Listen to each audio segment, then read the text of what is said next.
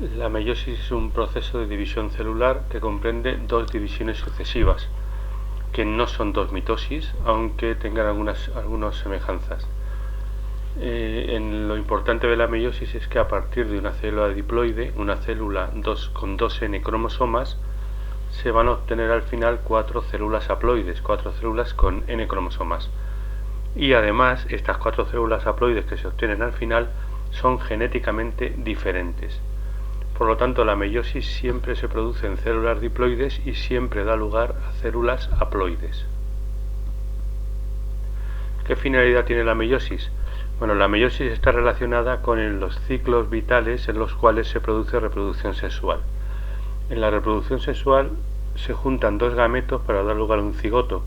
Los dos gametos que se juntan tienen que ser obligatoriamente haploides para dar lugar a un cigoto que es obligatoriamente diploide. Por lo tanto, en algún momento del ciclo tiene que haber una división que pase de células diploides a células haploides, porque si no, cada generación se multiplicaría el número de cromosomas, lo cual sería insostenible. La meiosis es la división que permite reducir el número de cromosomas de células diploides obteniendo 4 células haploides. Esto, en el caso de los animales, se produce en la formación de los gametos, en el ser humano también, pero veremos que en los vegetales se produce para la formación de esporas. Depende del ciclo vital que tengan, pero siempre que vaya a haber reproducción sexual en el ciclo vital tiene que haber en algún sitio, en algún momento del ciclo tiene que haber una reducción cromosómica por meiosis.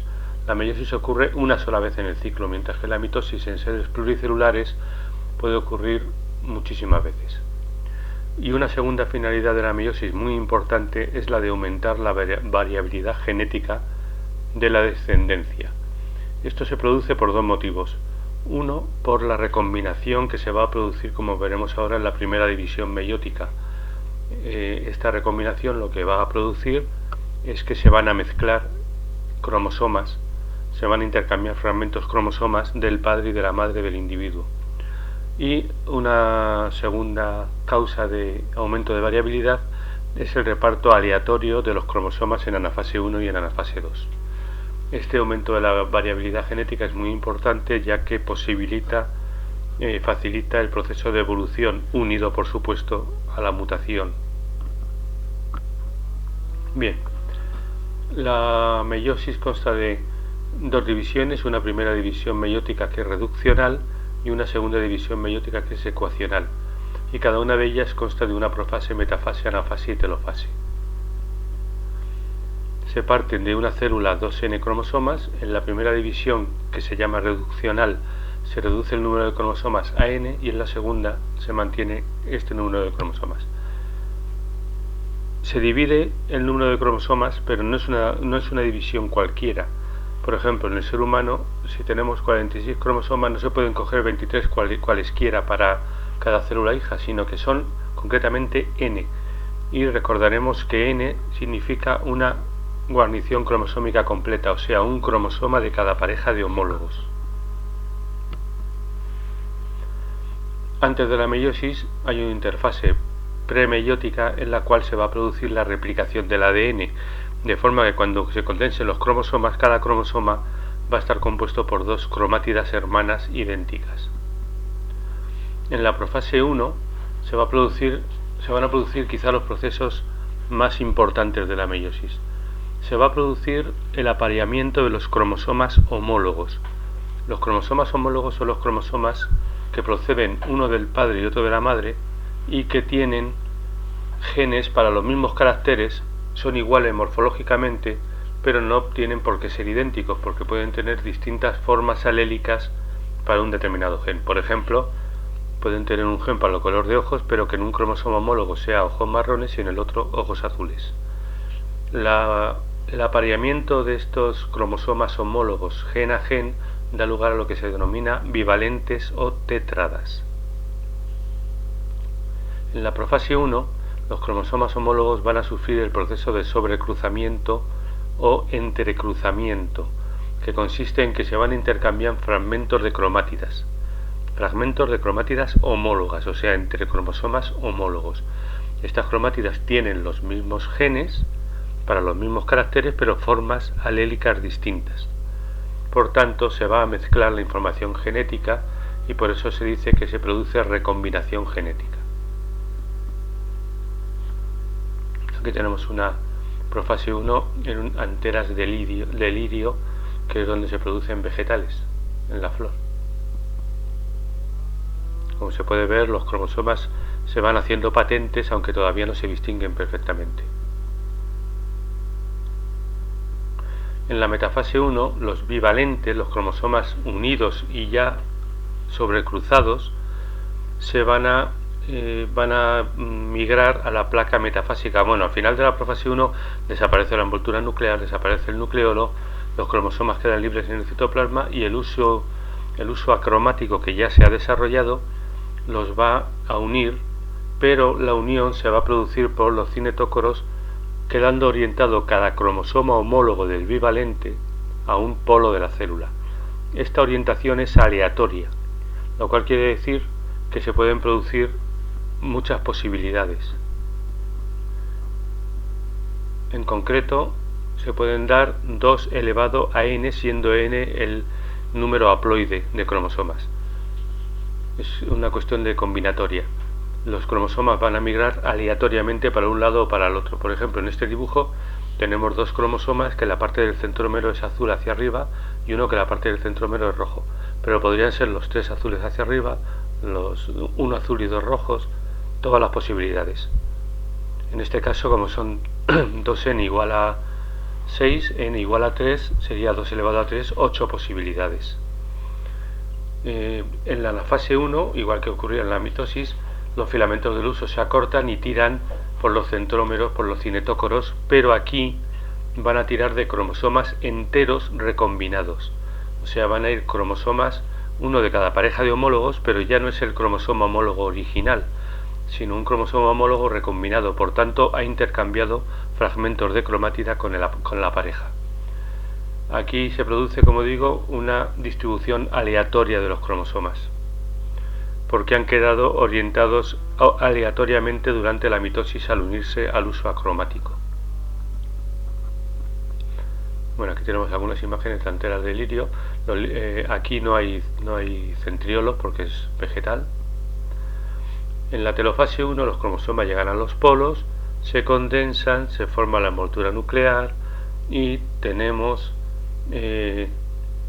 una célula con 2 núcleos que por citocinesis va a dar lugar a 2 células, se va a dividir en 2 células que son 2 células haploides.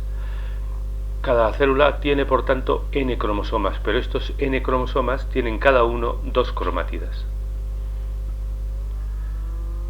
Bueno, aquí tenemos telofase 1.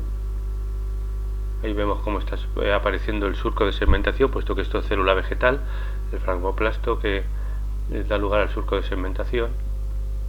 Y aquí ya tenemos las 2 células haploides, cada una con n cromosomas, pero cada cromosoma con 2 cromátidas, puesto que han migrado enteros. Hay una interfase meiótica breve, en la cual no hay replicación, puesto que los cromosomas presentan ya 2 cromátidas. Y tras ella se produce la segunda división meiótica. En la segunda división meiótica, los cromosomas, en la profase 2, los cromosomas se condensan, no se habían descondensado del todo realmente, se forma el uso acromática de nuevo, porque lo que sí que ocurre es, si es célula animal, es que los centriolos se van a duplicar. Cuando se desaparece el núcleo, los cromosomas quedan unidos al uso acromático, se unen por los cinetócoros, cada cromátida homóloga a un polo de la célula, pero esto también es aleatorio, y las 2 cromátidas homólogas no son iguales, porque al haber habido sobrecruzamiento son distintas, con lo cual aquí también hay variabilidad, hay distintas posibilidades.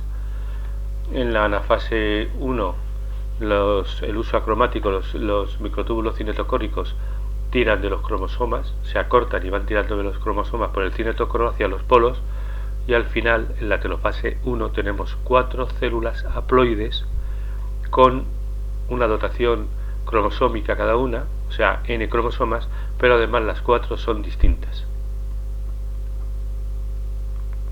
Esto es en hoja de lirio, en célula vegetal. Fase 2, metafase 2. fase 2 y telofase 2.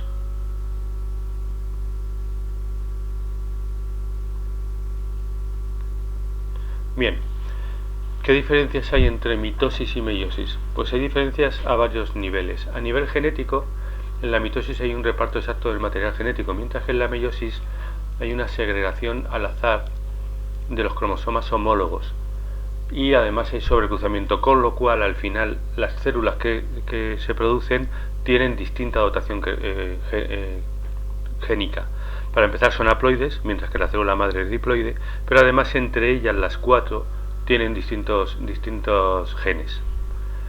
A nivel celular, en la mitosis se forman células genéticamente iguales, aunque con la mitad de tamaño.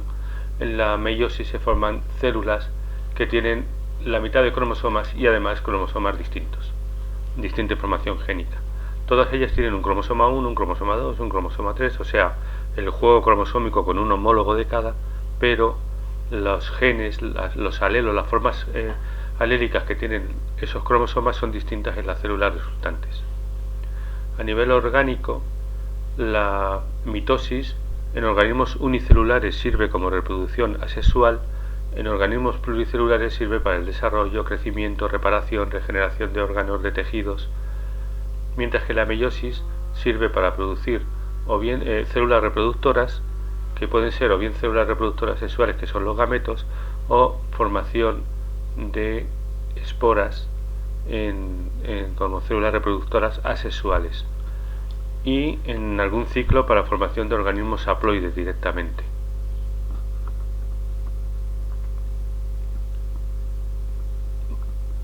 Bueno, aquí tenemos las 4 fases de la segunda división meiótica.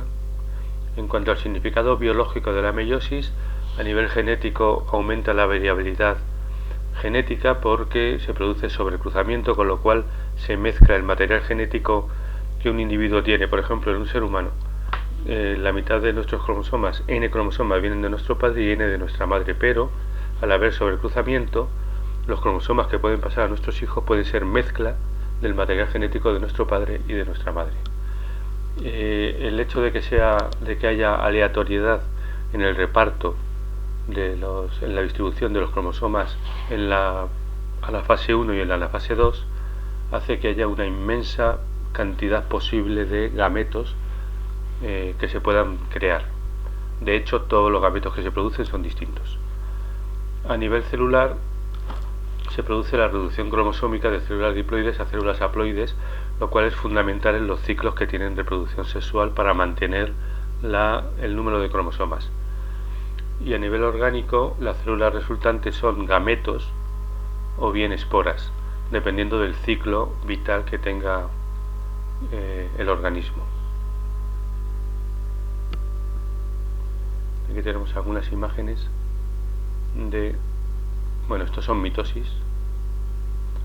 Y por último vamos a hablar de lo que se denominan ciclos biológicos, que son el conjunto de etapas comprendidas entre la fecundación y la formación del cigoto hasta la nueva fecundación y formación de un nuevo cigoto. El ciclo diplonte, que es el humano, la meiosis es gametogénica porque sirve para formar gametos. La reproducción sexual entre individuos adultos mediante gametos da lugar a un cigoto por fecundación, que es diploide, que se desarrolla por mitosis para dar lugar al individuo adulto. Bueno, puede haber fases larvarias, pero siempre diploides. Aquí las únicas células haploides son los gametos. En el ciclo haplonte hay una meiosis cigótica. Los gametos son haploides, siempre lo tienen que ser, se unen para dar lugar a un cigoto diploide que inmediatamente por meiosis da lugar a células haploides adultas. Ocurre en algunas algas, hongos unicelulares. Y el ciclo diploaplonte tiene una meiosis esporogénica. Los adultos diploides dan esporas haploides que desarrollan adultos haploides que dan gametos haploides que por fecundación dan lugar a un cigoto diploide y este desarrolla un individuo adulto diploide. Esto lo vamos a ver en plantas, cuando estudiemos las plantas. Bien.